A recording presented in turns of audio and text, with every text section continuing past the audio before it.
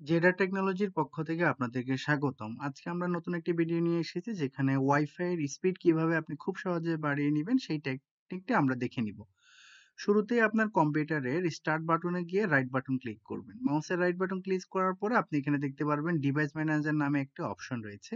সেই device manager অপশনটিতে আপনি ক্লিক করবেন। ক্লিক করার পরে একটা পপআপ আসবে। এখান থেকে আপনার এখানে নেটওয়ার্ক এবং অ্যাডাপ্টারস এই অপশনটিতে ক্লিক করবেন।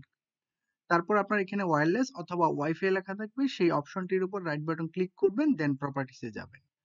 প্রপার্টিসে যাওয়ার পর এখানে যে অপশনটি আসবে সেখান থেকে আপনি অ্যাডভান্স অপশনটি খুঁজে বের করবেন,